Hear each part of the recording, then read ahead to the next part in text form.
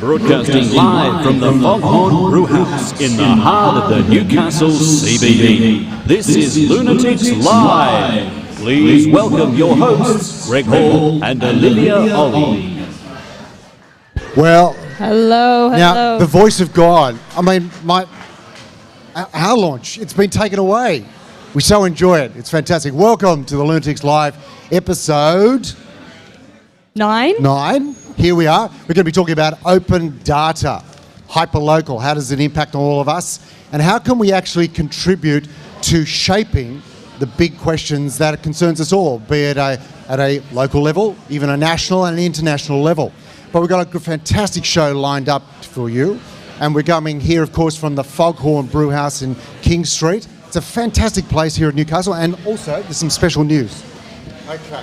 So, the Foghorn has actually taken out, for the Slingo Extra Stout, so I suggest you go and get some, the Champion Stout Trophy at the Australian International Beer Awards. Yay! Put your hands together for the Slingo Extra Stout.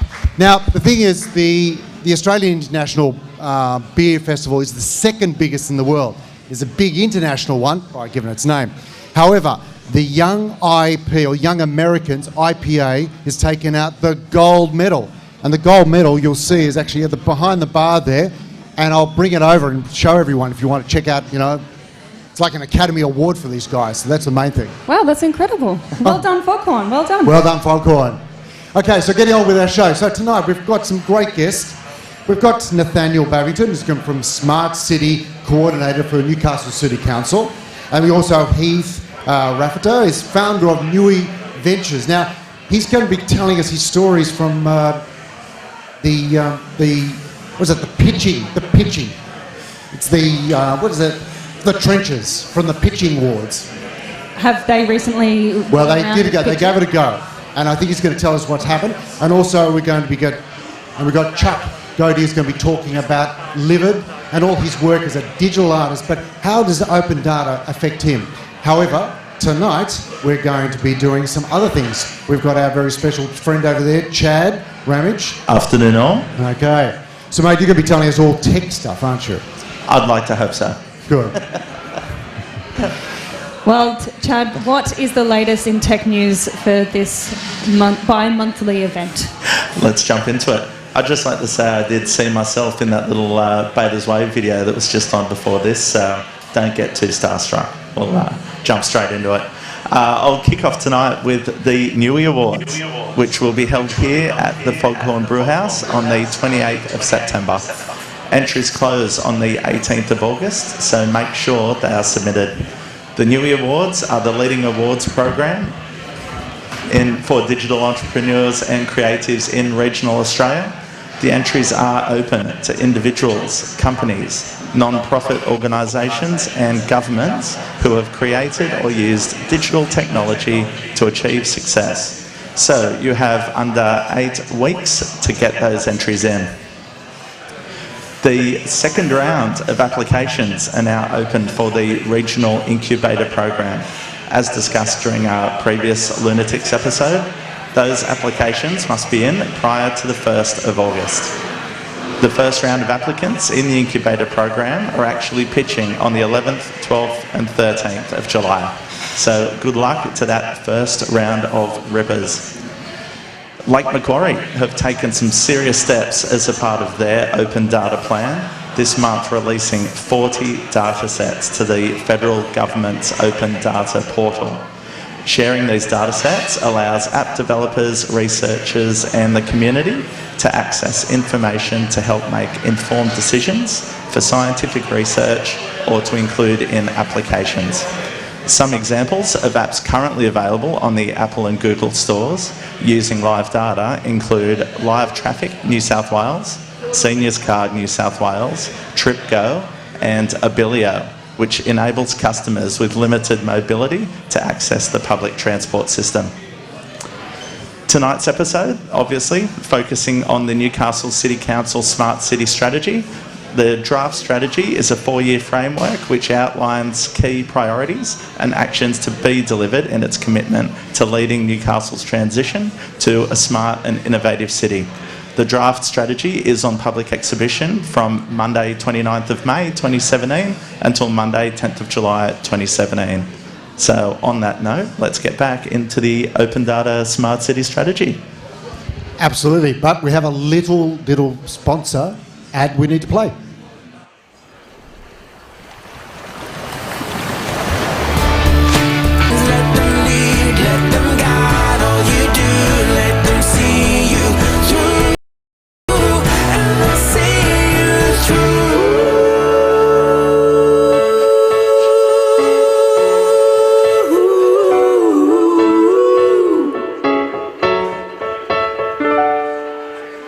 These are the best days. These are the best days. These are the best days of our lives. Of our lives. These are the best days. Oh, these are the best days. These are the best days. Oh, these are the best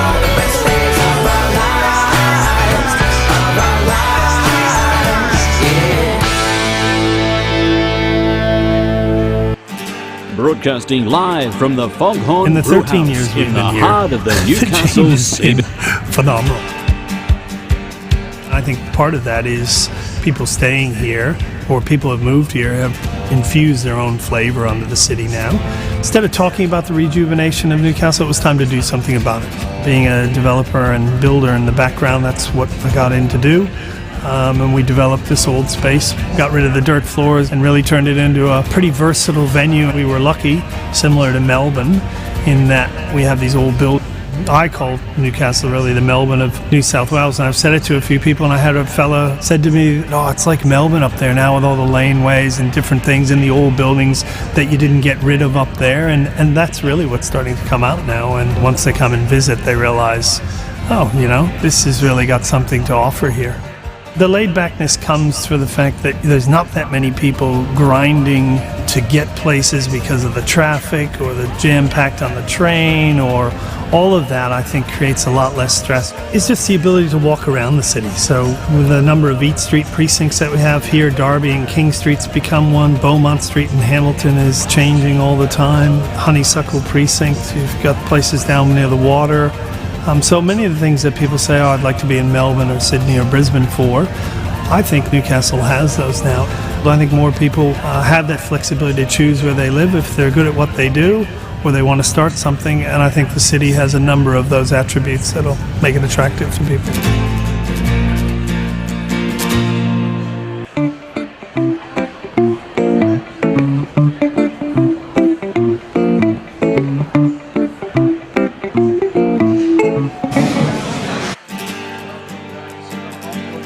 King Street. And of course, I meant to mention my lovely co-anchor is Olivia Olley from the Production Hub and also Good Idea. You've had some successes, haven't you, of late? Well, we've had a few successes recently, Greg, mostly with Good Idea, but a great success actually, short story of sharing is caring, happened today at the Production Hub, where a local startup entrepreneur has an idea, which is the future of the city. The smart cities really emerged very quickly to become, in my opinion, a key part of the narrative of what the future of the city should look like. Absolutely. Don't you agree, Greg, that there's almost like a magical buzz going on in the city at the moment? You know, there's skyscrapers going up and there's, you know, things being built and people investing in town. I think it's a really exciting time to be a part of Newcastle. Can you talk to us about what the future and your vision is as a smart city? Well, the council's vision to be a smart city is really about utilising technology as one part of a toolkit to, alongside creativity, collaboration, some of those soft skills, to really push the future of Newcastle forward as ultimately an internationally regarded centre of technology development and innovation. And I think we've got as good a chance of any city in Australia of being the smartest Australian city. So the journey for you and how Smart City started, talk us through that and where are we on that continuum, so to speak? Well, thanks to Chad for getting my plug in, but our Smart City Strategy is out for public exhibition at the moment. So this is, I've got one here. There's actually a few copies over there, and the first few that dive into the pile will get the full strategy, not the slimline. So get in there. Look, it's been a 2-year work in progress. I won't lie, it's extremely complicated. It's very new territory for council. There's been a lot of internal work around awareness raising and building our understanding and our capacity around some of these ideas. But I'm happy to say that the council is 100% behind this agenda, and we're investing in it financially with our human capital. It's really exciting, and the strategy is on exhibition for another week. So don't miss your chance to jump online and tell us what you think. How could it be improved? We want to hear all comments, all perspectives, and we'll take that away and refine it. And pretty soon it'll be endorsed and we'll be off and rolling. It's a 5-year strategy, and it's really broad, covers so many areas that are really important to the city around infrastructure, around economy, around how we make sure that people are not left behind. So digital inclusion, our own internal focus around our digital services and sort of digital transformation agenda, smart mobility, energy and sustainability. It's really, it's a great strategy. Have a read. We're quite interested to talk tonight about open data. So can you give us some insight into what type of databases will be released to the public? Yeah, Council will be working through a process of unlocking data. It's very simple to say, let's make it open. The reality is that in itself, that's a really complicated process. Firstly, for people who, in the past, they might have had a job description whose value is based entirely about they're the only people who understand that data set. Right? So there's a behaviour change in this kind of strategic shift from the value of data is not that we have it and no one else does, to everybody can access it. So working through that, the data policies and structures that imply that around metadata standards so that things are shareable and useful, they can be sort of mashed up in interesting ways. Thereafter, we'll be activating an open by default clause, which means that a business unit or an individual will have to argue why it shouldn't be open rather than why it should be made open. So the short answer is everything that can be made open will in time be made open. So what's the criteria by judging what can be accessible and what isn't? Has that been worked out, or does that come to the protocols? Yeah, there's a bunch of different things. So it might be commercial in confidence, or it might be personally identifying. So there's a whole bunch of sort of legislation around that. But there's new thinking happening at the moment at both the state and federal level about how that kind of categorisation process should unfold. So we're watching that closely, and we aim to be one of the first cities to try and implement the new standards around open data. If we can talk about open data and innovation, where does the path open for people? Like, what's the advantages, what's the advantages of having data available to technology companies or entrepreneurs? Well, I think it's got a sort of to your point, a philosophical layer. It's about transparency of government. So it's about lifting the kimono a bit and letting people see what's going on. That helps to assure them that the reason you're collecting the data is for the purpose you said you would. So there's that part, which is, I guess, is a reputational approach. More importantly, data is just really a valuable input into decision making. So that's quite glib to say, but it's actually it's a very complicated process to make data applicable to a situation, because the data in itself is a raw input. It's the insight that we really want. Right? So, I mean, it's kind of an article of faith that entrepreneurs out there are just hungrily waiting for data. Some of my sort of colleagues in peer cities are saying, well, we've made data available and we've had, maybe 1,000 hits on our website over a year. So it's about the digital interface that makes that data useful, mashable. That's really where the money needs to be invested. Because data by itself we're all sitting on mountains of it. It's not, it needs to be made useful. So I just wanted to refer to a particular page, 25. It's under the heading Innovation Hub and Digital Sandbox. So it says, and just to quote, the city data collected through the Internet of Things platform is provided to the Innovation Hub for entrepreneurs, startups, researchers and students to experiment and collaborate on ideas for improving the city. Now, the Innovation Hub is a University of Newcastle initiative. Does that mean Newcastle City Council is handing over control of the data to the University of Newcastle? Well, they're a core partner of ours in the Hunter Innovation Project, so that relationship's very close. So yes, we'll be sharing information with them for the purpose of research and commercialisation. So I'm glad you picked up the sandbox. That is probably the most interesting of the digital interfaces. The other ones are a city app and a dashboard. So the sandbox is an environment where people can take different data sets and sort of integrate them, correlate them, look for patterns that are interesting that might lead to an opportunity for a business or an opportunity for some kind of social policy innovation. So that's a really exciting space, and that's exactly what I mean, where we're investing in a platform that will take different feeds of big data and make them useful, visually interchangeable, customisable, so that data can be made as a useful input rather than just a giant pile, of information.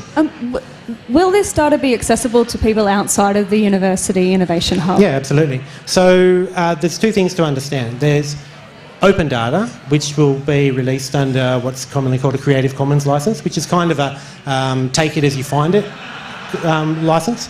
But there's other types of data that have different types of value. So people talk about real time as being the most valuable. My thinking's kind of thinking around this kind of a U-shaped curve of the value chain of data, where it's extremely valuable as close to real time as possible, and then it kind of drops off, and then it becomes more valuable again as other data sets are scaffolded on top of it and the integration happens. So if you bear with me for a little analogy, if we pick a really complex and critical environment, say a battle, right? Gallipoli. You can imagine those generals knowing in real time what was happening, highly valuable, right? 2 weeks later, less valuable. It's sort of got the status of anecdote. 50 years later, when historians have understood it and sort of put different layers of information on top of it, you get new insight about what actually happened in that scene that even the real-time data couldn't provide. Right? So see how you kind of got this kind of, it's valuable and then it becomes less interesting and then it becomes valuable again. So open data for us would be about releasing it freely available when it's at the bottom of that curve so that people can scaffold on top of it and make it valuable again. Yeah? Wow, amazing, amazing. So I think we have a video we're going to play, the Smart City video. We're going to go to that.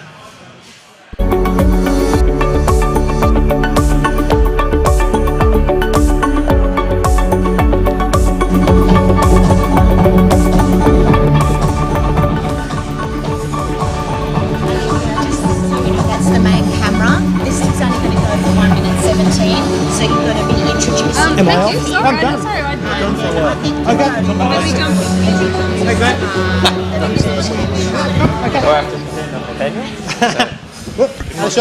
Welcome back, everyone. We are a part of Lunaticks Live right now, live on Hunter TV and live at the Foghorn Brewhouse in King Street here in Newcastle.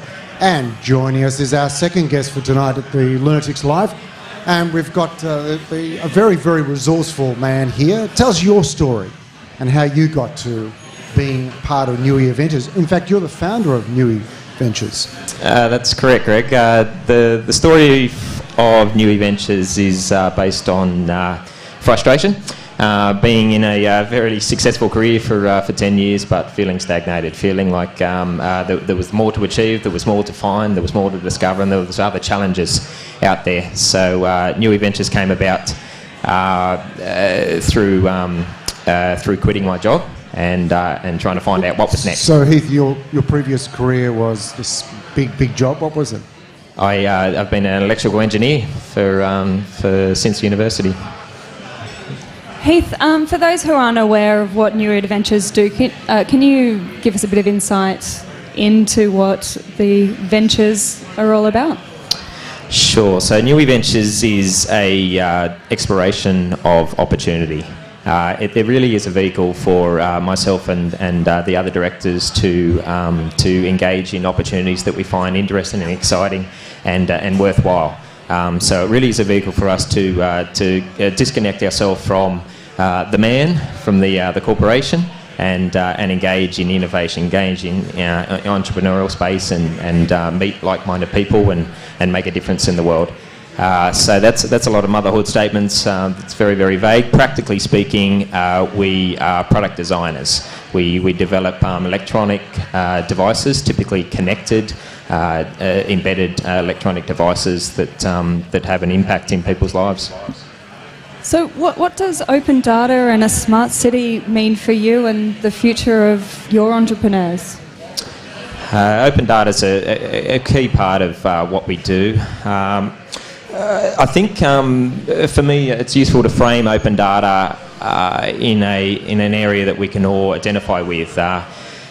Consider, for example, in 1992, when the Bureau of Meteorology had been around for some time and had been collecting weather data for a long time, and were able to issue weather reports based on that data. They made the decision at that time, before anyone had invented the word open data, to publish that data, to make it available for other people to provide. And in retrospect, it seems entirely obvious that you would make publicly available data public. And the innovations and the explorations, the step up that has enabled in that space has been phenomenal. And looking back on it, it seems like an obvious thing.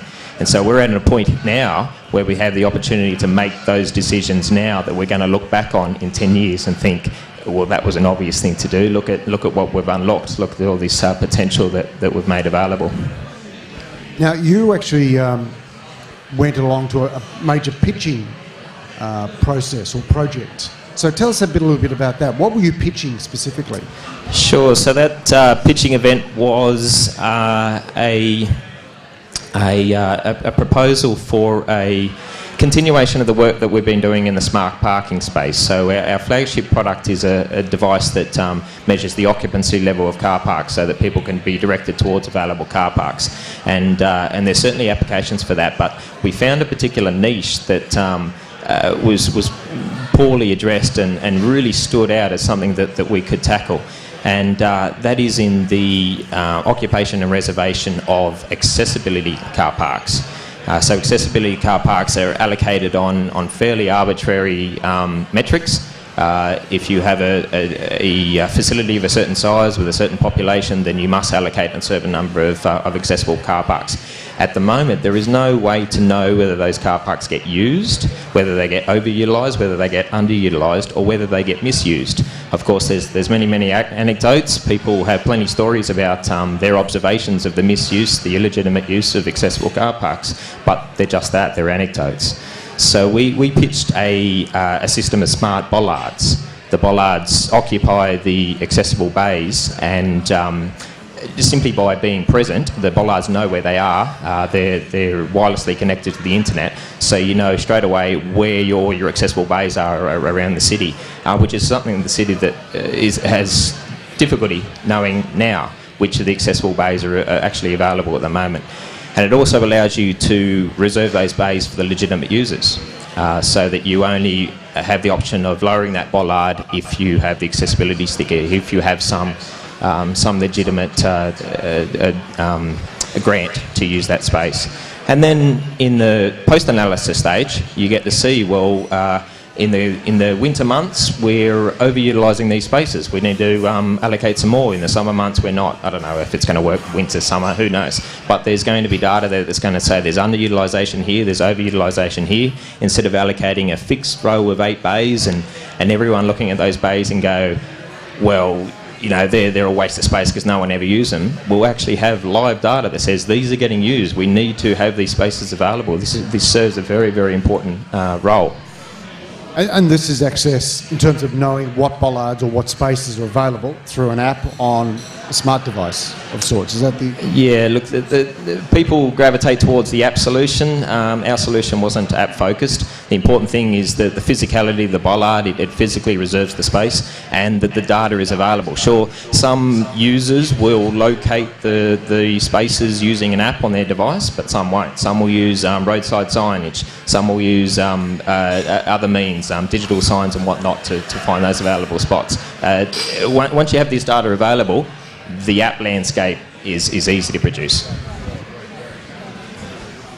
There seems to be a lot of opportunity to pitch ideas for different forms of technology. Is that the main form of entrepreneurs putting their idea forward for an idea to get picked up, or are there other avenues as well? I think people get a little bit swayed by Shark Tank and think that this is the entrepreneurial process. You turn up as No Name Freddy in front of a row of sharks, pitch your heart out and either come away with $1 million or not. I think that's misleading. There's a lot else involved in the road towards pitching and subsequent to pitching. There are plenty of opportunities to pitch if that's the stage you're at.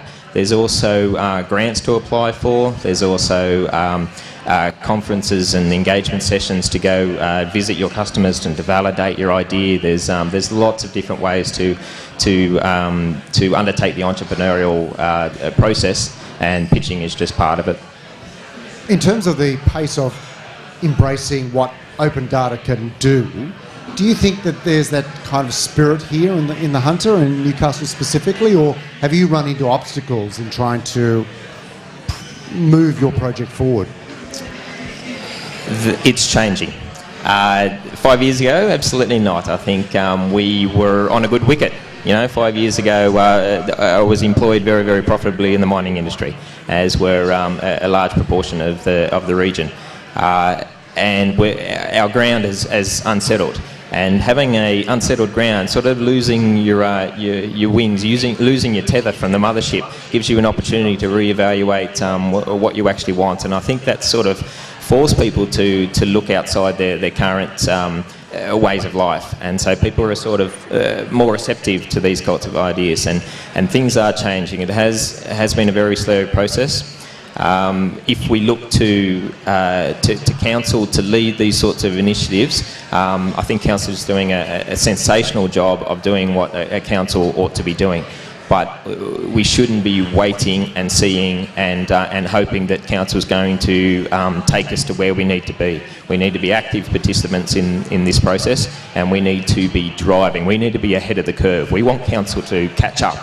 So we need to be making and breaking and innovating and allowing the regulatory framework to catch up.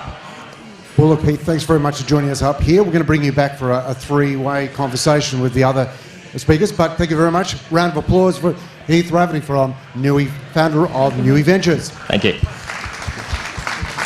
So at this stage, I'd also like to bring up to join us on the panel, is our artist who actually did all the lighting display for the Newie Awards. And if Chuck, if you'd like to join us up here. So, welcome. Hey Chuck, guys, now we're going to play a video of your work first, and then we'll come back to you. Cool.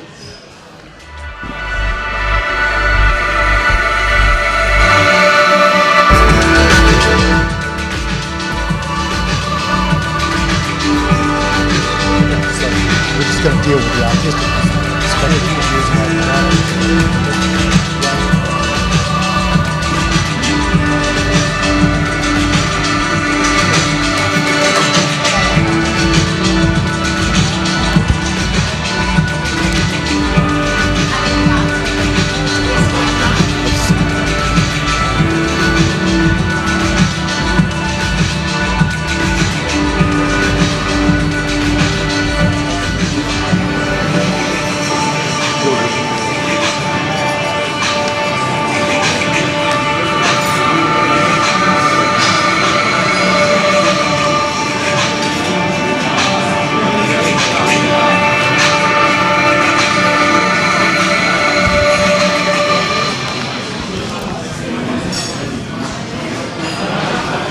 Okay, welcome back to Lunaticks Live here at the Foghorn Brewhouse in King Street.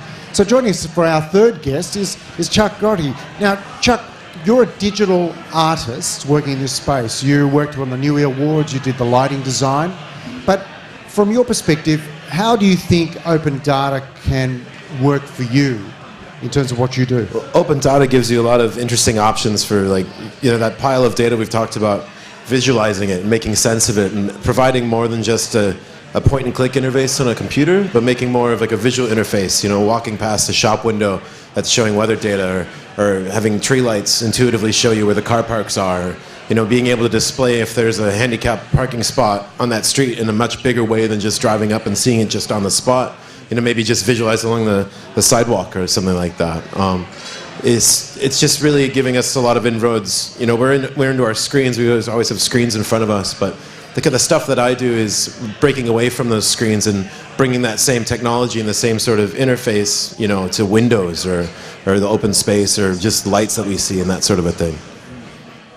So is there opportunity for even more creative movements with having data accessible to us? Well, yeah, of course. I mean, it gives you, what do you call it, like some realism, some accountability. You know, if you're saying that you want these things to happen if the places are full of people, and the places are never full of people, you'll see that much more in an obvious way. It's just, you know, it's kind of just get all the open data, that information that's sitting there. What are we actually doing with it? You know, is it turning it into apps that, you know, change the way that we use our transport, or, you know, can there be much more, I don't know, I guess, quicker to see, like, obvious ways, you know, like lights or colored lights. We understand stoplights when we come up, you know, when we drive up and we see a yellow light, we know we need to slow down. You know, there's something we can do. If you see these lights, you know it's going to start raining, or if like. But on the amber lights, some of us slow down. Well, yeah, well, there you go. Let's floor it, lead foot. Well, you don't have to listen to the weather lights. You know, you can put your washing out if the lights are going blue down the street or whatever it is. But, you know, at least we can see that data visualized, and I think that's a big part of where I think the future's taking us, and I think where us as a city we could be is just having window displays that are much more interactive, or being able to shop without actually walking into the store, you know, stepping up in the window and seeing, you know, trying on clothes in the window, or sunglasses right there at the window. But wouldn't that be the scary thing, where it's already personalised what you're going to be looking at in the window? It already is. I think that's a wonderful idea. Can you imagine walking up to a shop and putting on some sort of augmented reality visual glass things, and you can see whether that we do with our phones already. You know, when we walk around, everybody's got their phone out and stuff. When that Pokemon Go game went out, all the kids went out in the streets and they were using, you know, augmented reality and a whole giant data set there of everyone else. And so I think, not necessarily in the game sense, there's a way that we can do that in the transport sense. Hold up your phone and see, you know, how many minutes till the bus comes, or if there's some better option, or if there's some available Uber driver that's right there in the corner, and being able to book that in right there, you know, and maybe not even doing it off of the screen, just having it happen, you know, in a public display, having digital billboards that are like, you know, displaying a lot of relevant real-time information to us. And so from a philosophical perspective, data now is delivered via light, isn't it, in terms of the system and the pathways it's coming down? Well, yeah, I mean, you can get kind of thoughtful with that one, can't you? Like, our screen, you know, we get light off the screen, we get, you know, fiber optic cables delivering light pulses and all that stuff, and I just think that's one of the major ways we take it in. We're taking in sound, we're taking in touch, we're taking in light. But we're not going to taste the weather information, you know what I mean? I don't know how we're ever going to do that, but we can see a lot of stuff at once.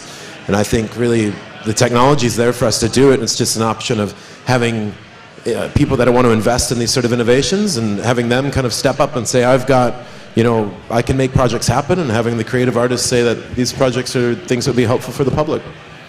So it sounds like you're quite inspired by the opportunity of what data can create for the world, whether it's a visual display or whether it's an app to help you progress, you know, with transport. Do you find that we're talking a bit before about pitch and festivals where you pitch your ideas. What about also the incubators where you get together and you really hone in on an idea and develop it up? Is that something that inspires you? Oh yeah, nobody can do it on their own, and anybody that is kind of kidding themselves. things that are really great are born out of teams, you know, and you might have one leader person, it's always important to have that, but you know, you have to have the support of a family or a team behind you doing stuff, and an incubator is a really important places to find that, and to have, you know, supportive investors as you know, kind of a guiding hand, or people saying, I feel this is important, and people saying that we should focus on this. You know, we have that from our parents and stuff growing up, and our friends and family. And I think, you know, in a business sense, when you're in an organization, that's a really important part of, you know, why we have meetings and stuff. Why do we get together and have direction and projects? And I think that, you know, incubators are a really important part of developing projects, especially when it's all fresh, kind of right on the edge of things, technology like we are in the city now. So I'm an investor. I come along. I've got 100,000 here. Chuck, I want to invest in you. Yeah, that's Your perfect. vision, that's perfect. Yeah, that's great. So tell me, what type of open data would you want to access to produce? I say, go and make the project you really like to make. Well, I know that Nathaniel's got these projects that put these solar-powered light poles in town, and I think that the sensors and stuff that we could put on the is mind-blowing, you know.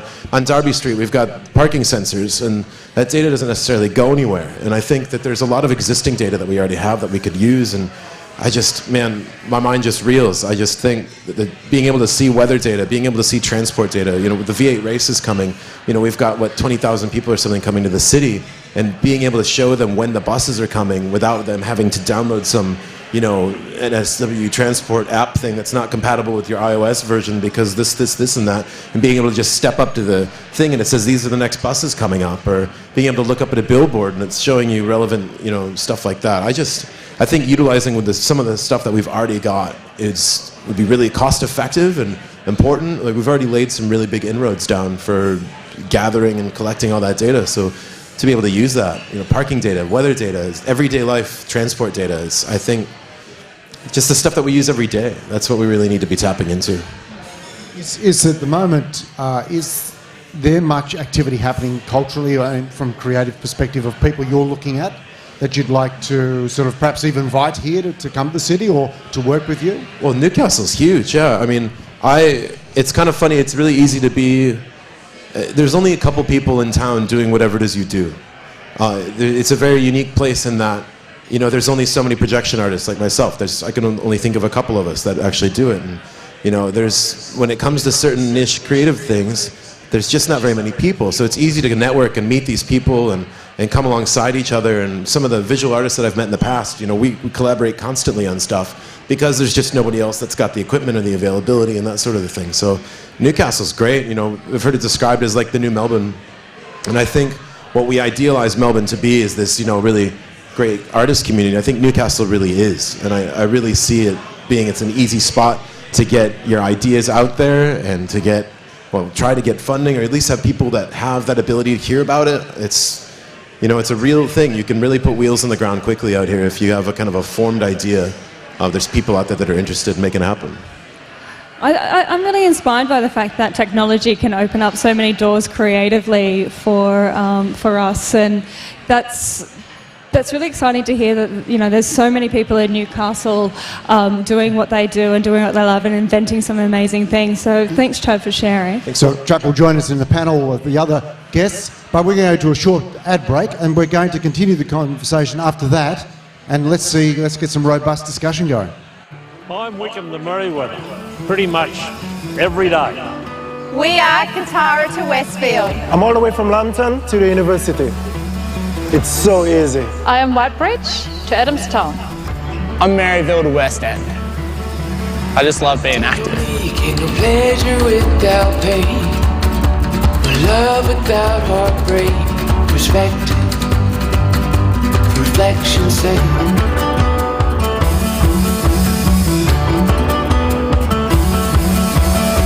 When we were younger, it seemed the longest time. I'm Hamilton to Newcastle. Why wouldn't you? We're Carrington to Carrington. I'm Islington to Cookshill. Mainly for catch-ups. I'm East End to Honeysuckle. And sometimes further. All my days, through all my days. Now that I've got your life, I won't let it go to waste.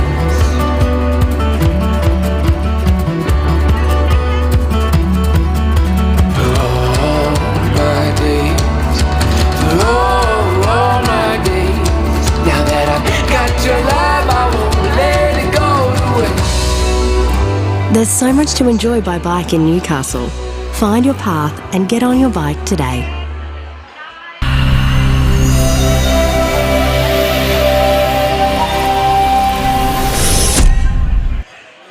Welcome back to the Foghorn. Welcome back to Lunaticks Live, and thank you for my microphone.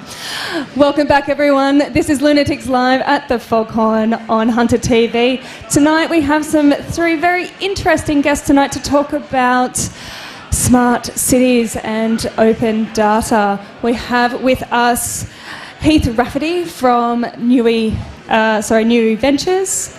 We have Nathaniel Bavington from Smart Cities, Newcastle City Council, and we have Chuck Groth, who is an artist working in the digital space.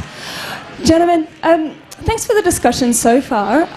I guess Nathaniel, I might start with you. I was wondering if you could talk, maybe picking up from Chuck was talking about before, about talking about kind of the creative space of data.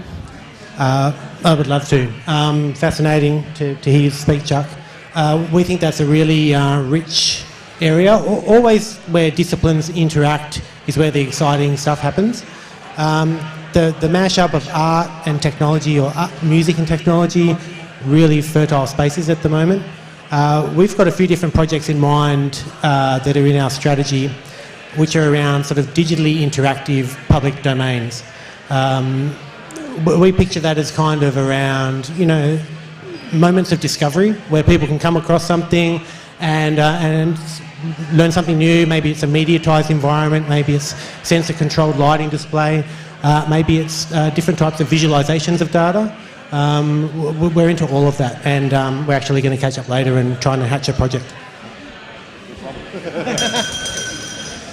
Nathaniel, can you comment about, sorry, Nathaniel, sorry. Heath, hello, Heath. I do like to comment on myself, but... Would you like to comment on that, about artistry and creativity and open data? Sure, absolutely. I think most people here would be aware that the Hunter region is home to the highest per capita rate of creative people, which is a tremendous resource, and we really owe it to ourselves to utilise that resource locally. Make this a creative centre that we can all be really excited about. I was pleased to see that the first goal in the strategy here is a smart city is one that puts the community at its centre, and I think that's a key point of the smart city strategy, is that we need to, as a community, enjoy our city. We need to be involved in it. We need to be engaged with it, and there's a problem with technology, and that's it, that it can be stale, it can be alienating, it can be isolating. And so it's really, really important that what we're doing is engaging, is inviting, is attractive, and involves the community. And I think there's tremendous potential. During the Hunter Innovation Festival only a couple of weeks ago, the winning smart idea that was pitched on the Tuesday morning was from a 12-year-old girl who wanted to paint the steps in all the fire escapes and the buildings and all around the city, so people started using steps instead of elevators. And she had these wonderful displays of animated steps that played music as you walked up them, or that were emblazoned with murals and things like that. And it just really buoyed you and made you excited about getting out and interacting and being part of your city. May I? Because Chuck, that's an opportunity for you, mate. Yeah, that's not too hard to do, actually, animating the steps. Stick a projector back there and do it. And there's a lot of different ways to do body tracking and all that stuff, and we've seen some examples online that have kind of been floating around Facebook. But bringing our human form and our human interactivity beyond just a mouse or a keyboard is something that's it's now, and it's what we should be doing, is what we can be doing. Now, one of the big significant questions that I guess perhaps it's the elephant in the room: privacy, protecting privacy. I did hear a fascinating conversation, and I'd like to get your feedback from the three of you, is that effectively, because we are so willingly giving up so much of our private life, because we choose to engage with social media, that effectively the whole notion of privacy has really gone out the window.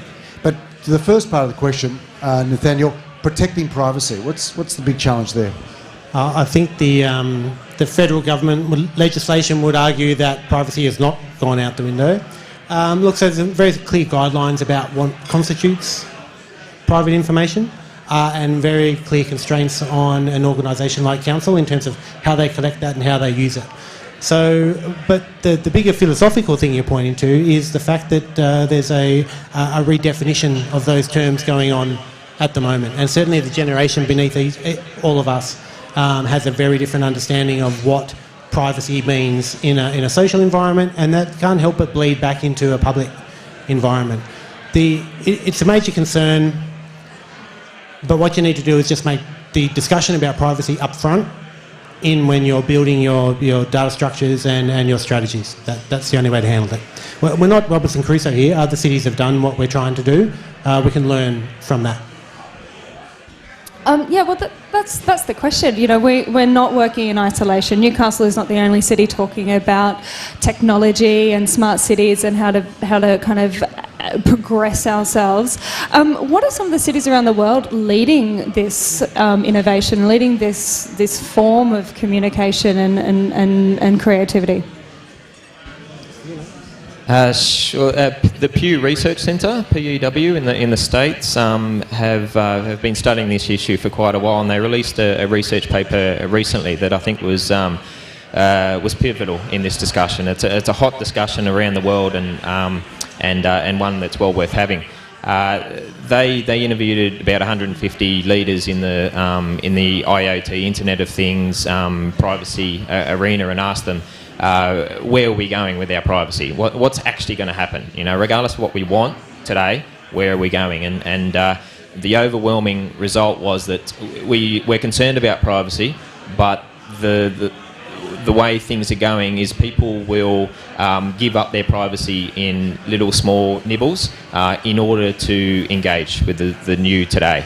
And that's already happening to some extent now, and it becomes harder and harder to claw it back.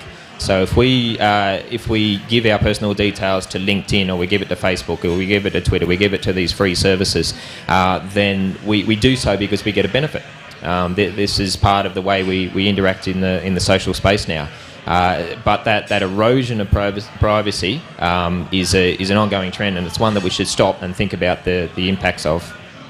So can I jump in there? I almost think that I would give up more information if, for example, my Google ads were even more specifically targeted. Right? It's a trade-off for information that's timely. So the better that they know me, the more likely they're going to provide information that actually reflects what I'm trying to do as I go around the city. So maybe I'm in that camp that is willing to trade it off. But I think that's if you think about what's the end game here, it's this idea of a city that knows who we are as an individual.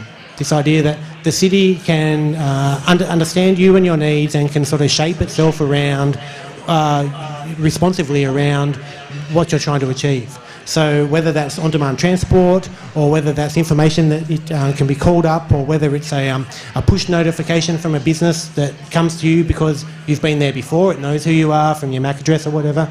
So I think that this is I agree, it's a live discussion, and it's by no way solved. But the end game is going to be about a city that uses data in a way that makes your life better. And we all trade away for that all the time. Yeah, that's you know, as the whole thing about giving your privacy away is a bit scary, I think, for all of us in reality. And it's something I like to think about is, you know, technology for me. I grew up using computers at a really early age, which at the time was unique. And I've always seen technology as a tool. And I've seen it now become this passive, augmented part of ourselves. And I'd like to still see it be a bit of a choice. I'd love to be able to have apps know me like that, as long as I'm giving them that, like really clearly giving them that permission. You know, if I'm like, yeah, no worries, sign me up for this, and then I'm receiving all that, it'd be great. But the fact that, you know, some of the targeted advertising stuff, we don't have any option to it, it's just kind of where I think some people get put off by it. You know, I'd like to see it be an active choice to actively put on the cyborg suit, rather than have this thing that kind of slowly grows on you, you know? I think it's just kind of a different way to think about it, but letting technology still be a tool that we use, and not just this sort of digital soup that we exist in.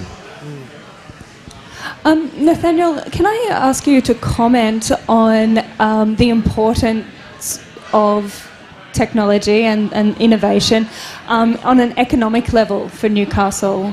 How is this helping us now and in the future? That's a big question, but a really important one. The region is on kind of a economic diversification path. It's 20 years this year since BHP packed up and left, or signals they were leaving. It's really the same. The Smart City journey is another iteration of that same transformation process. I would say that Newcastle is Australia's best example of a city that has successfully navigated that journey to a sort of a services-led knowledge economy. Our biggest employers are education and health. It's been many, many years since manufacturing was even on the leaderboard. So all we're proposing to do is generate increased capability for the ecosystem to identify opportunity. The people with the ideas are here already, be the artist or entrepreneur, and if the system and the city itself can be better coordinated to support those personal development, and that's really what the Regional Incubator project is about how can we leverage all of the facilities of the region to better support business development. I think that it's a huge way forward for us, and we've got great research institutions in the city, we've got great engineering and manufacturing capability, we've got all of the bones that we need to make a real solid go at being a technology-centric economy in this place. I'm just intrigued by this notion of the effort that the council's doing, and it comes back to the point you were making, Heath, about really, and in the industry that Olivia and I are in, there's a lot of people that are just doing it. They're not waiting for permission, they're not waiting for structures. But from your perspective, Nathaniel, do you feel the council's doing a lot of heavy lifting and you're not getting the support? And I'll get your comment as well, Heath. We're working hard. There's a huge range of organisations across the city and the region who are all starting to pull in the same direction. And this feeling we all have at the moment of momentum, in my view, is really because those organisations are starting to work towards the same end goal rather than kind of at cross purposes, which might have been the case in the past. So are we working hard? Absolutely. I've got a team of 5 and we are flat chat trying to deliver this vision. But are we alone? Absolutely not. The university, AI Group, Angels, 1804, there's people everywhere who see the vision and are working towards it. And to be frank, that's the only way it's going to happen, collectively. Look, I think council and private industry have a different role to play here, and they're both very important roles. As a private operator, I have the opportunity to be more risk tolerant with my projects. I can place my money and my bets and my infrastructure in places that I think might be a good bet. And those that succeed can be picked up and they can be utilised elsewhere. The council doesn't have that option. They can't just jump on any horse that comes along and go, well, it looks pretty pretty. Let's ride that one all the way home with public money. They need to be a little bit more cautious. They need to be very, very engaging with the community, and I think council's doing a good job of that. So when I say that private industry needs to be out ahead of council, I don't mean that to say that council's not doing a good enough job. I just mean that this is the role that we need to play. We need to be the breakers and the pioneers and the researchers discovering the right way to go, and then saying, "Hey, council, come along. This is a good bet. Let's get in this and do it together." So, Chuck, from your perspective, the creative, and I like the whole notion of exploring the disruption that's necessary, because there's a huge need for that change of thinking. I mean, what's the role of you think that the creative or traditional creative and even the emerging creative industries play? When you talk about risk taking and the entrepreneurs and even needing to be even safer in the council, I see the friends that I have in the artist community. What we do is really taking some cutting edge technology, figuring out how to make applications for it, and then putting it out for sometimes tiny budgets or no budgets or out of pocket budgets. I spend more money on projects that I don't get paid for versus stuff that jobs are actually getting money for. There's a big discrepancy there, and sometimes you're getting paid money for these jobs that have nothing to do with what you're passionate about, and then you spend all this time on crazy projects that are bridging the gap of insane human activity things and you're getting nothing for it. It's just big headaches and a computer that needs to be completely reformatted. And it's just, you know, the artists are even further down on that risk-taking road, or we're doing stuff that is completely personal or just in such small-scale stuff, but really trying to figure out how to make it work, and then taking that to commercial applications and showing businesses how to use projectors in their windows for displays, and then council saying that, wait, we can use that sort of information on giant billboards or on whole big council buildings and stuff, and it's just kind of scales up from that, you know? What I do in my living room wall, what we do in a shop front, and then what we do in the city square, you know? It's all based on the same technology. Who's really digging on that and making it work? And I think that's where the creatives and the artists really come in. Well, look, I think it's a fantastic note to end our conversation. Look, round of applause for our three guests here, Chuck, Nathaniel and Heath joining us. And you're coming live from the Lunatics live at the Foghorn, but I want to invite a special guest up to join us here on the seat. So I'll just grab the microphone here, you take that one. Beauty. So now this is Matt Field. Now I believe you have a very famous uncle. I don't know how famous he is anymore, but he was famous in 1981, yeah. Billy Field and the Bad Habits Band.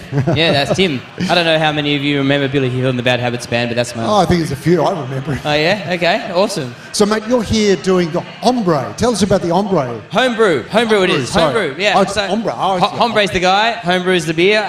So basically Homebrew is an open mic night that we're running here every Tuesday.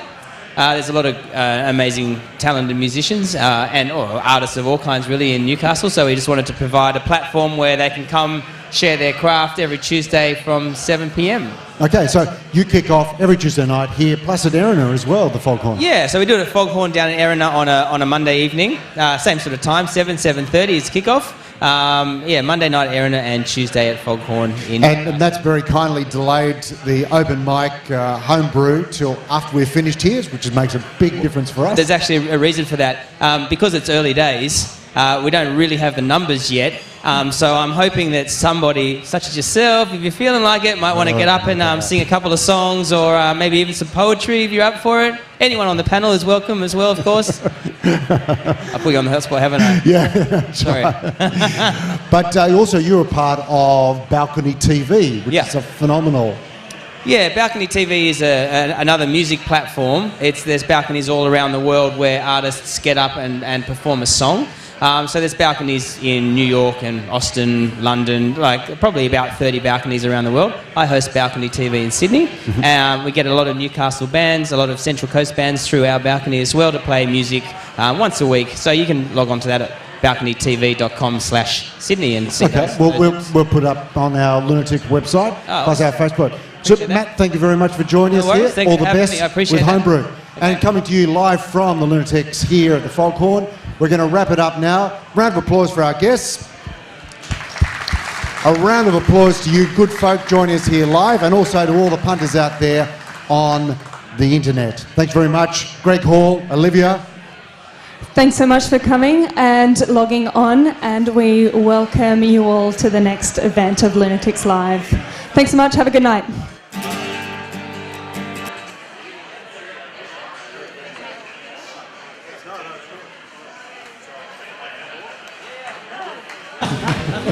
I do have an idea, mate, of two Irish dancers. Okay. So